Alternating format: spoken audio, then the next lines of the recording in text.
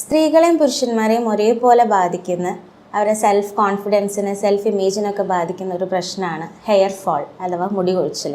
എന്തൊക്കെയാണ് അതിൻ്റെ കാരണങ്ങൾ, എന്തൊക്കെ നമുക്ക് വീട്ടിൽ ചെയ്യാം ഇത് കുറയ്ക്കാൻ വേണ്ടിയിട്ട് എന്നെല്ലാം നോക്കാം.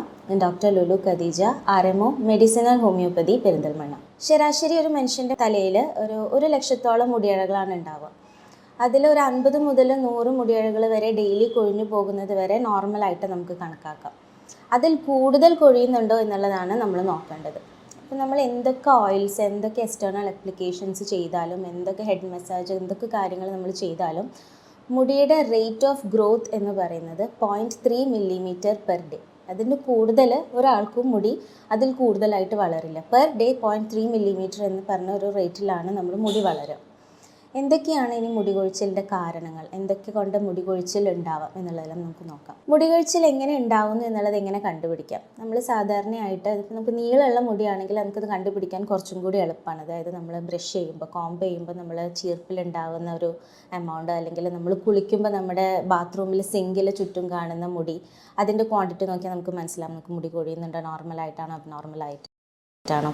അല്ലെങ്കിൽ ഇനി ഷോർട്ട് ഹെയർ ഉള്ള ആൾക്കാരെ കാര്യം എടുക്കുകയാണെങ്കിൽ, അതായത് പ്രത്യേകിച്ച് ആണുങ്ങളിൽ ഇതെങ്ങനെ കണ്ടുപിടിക്കാൻ നോക്കിയാൽ നമ്മൾ കിടക്കുന്ന പില്ലോയിൽ ചിലപ്പോൾ മുടി ധാരാളമായിട്ട് കൊഴിഞ്ഞ് കിടക്കുന്നുണ്ടാവും.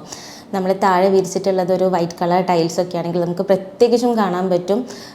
ഇത് കോംബ് ചെയ്തതിന് ശേഷമോ അല്ലെങ്കിൽ സാധാ ഡെയിലി ആക്ടിവിറ്റീസിൻ്റെ ഇടയ്ക്കൊക്കെ ഒരു സൈഡിൽ ഇങ്ങനെ കൂടി കിടക്കുന്നുണ്ടാവും, ചെറിയ മുടികളായാലും വലിയ മുടികളായാലും. ഇനി എന്താണ് ഇതിനുള്ള കാരണങ്ങൾ നമുക്ക് നോക്കാം. മെയിനായിട്ടൊരു ഹെറിഡിറ്ററി കോസാണ് പറയുന്നത്. അത് പാരമ്പര്യമായിട്ട് കിട്ടുന്നതാണ് ഈ മുടി കൊഴിച്ചിൽ.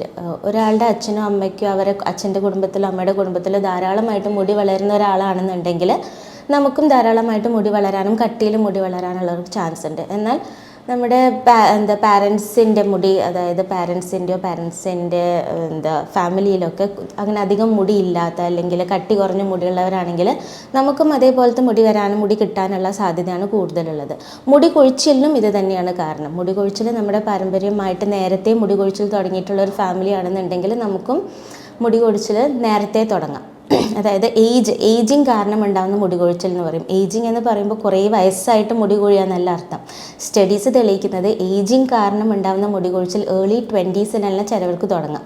അതും ഈ പറയുന്ന പോലെ ഫാമിലിയൽ ടെൻഡൻസീസ്, അതായത് ഹെറിഡിറ്ററി, നിങ്ങളുടെ പാരൻസിന് എത്ര വയസ്സിലാണോ മുടി കൊഴിഞ്ഞു തുടങ്ങിയത് ഏകദേശം ആ ഒരു പ്രായമൊക്കെ ആകുമ്പോഴായിരിക്കും നമുക്ക് മുടി കൊഴിഞ്ഞു തുടങ്ങാം.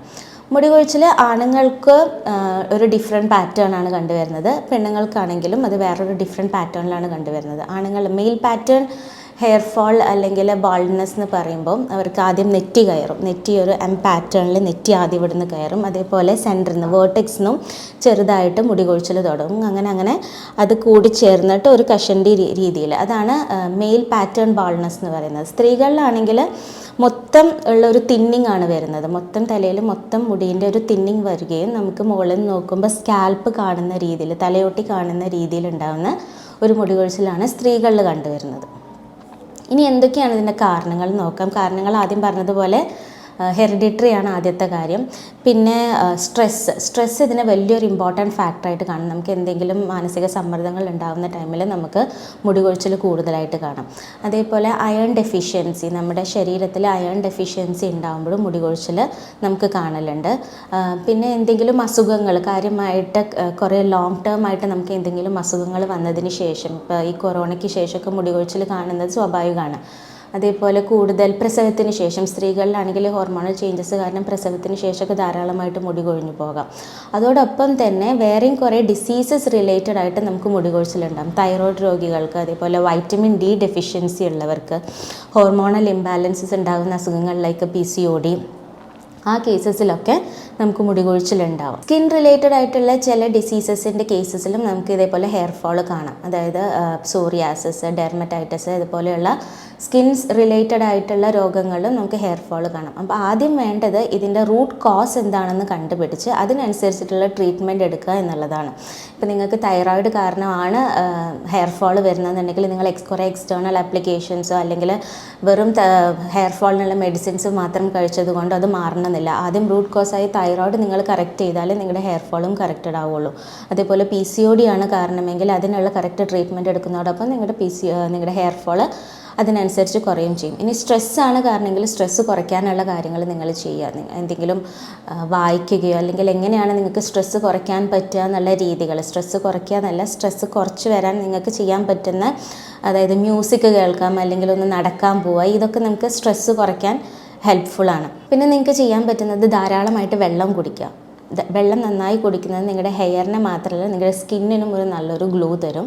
ഒപ്പം ഡയറ്റിൽ നല്ല ശ്രദ്ധ നമ്മൾ കൊടുക്കണം. അതായത് നമ്മുടെ ഹെയർ എന്ന് പറയുന്നത് ഒരു പ്രോട്ടീൻ കൊണ്ടാണ് ഉണ്ടാക്കിയിട്ടുള്ളത്, കെരാറ്റിൻ എന്ന് പറഞ്ഞിട്ടുള്ള പ്രോട്ടീൻ. അതുകൊണ്ട് തന്നെ പ്രോട്ടീൻസ് ഇൻക്ലൂഡ് ചെയ്തിട്ടുള്ള ഡയറ്റ് നിങ്ങൾ ഫുഡിൽ ഇൻക്ലൂഡ് ചെയ്യാൻ നോക്കുക.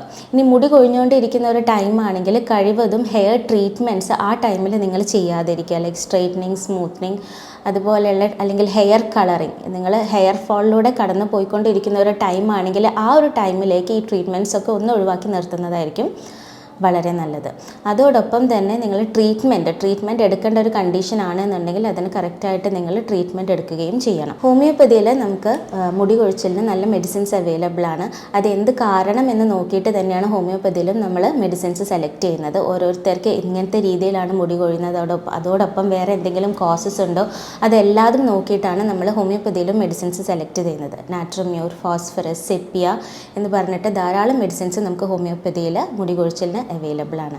എന്തെങ്കിലും ഡൗട്ട്സ് ഇതിന് റിലേറ്റഡ് ആയിട്ടുണ്ടെങ്കിൽ താഴെ കൊടുത്തിട്ടുള്ള നമ്പറിൽ കോൺടാക്റ്റ് ചെയ്യുക, അല്ലെങ്കിൽ കമൻറ്റ് സെക്ഷൻസിൽ നിങ്ങൾ കമൻറ്റ് ചെയ്തിട്ട് ചോദിക്കുക. Thank you.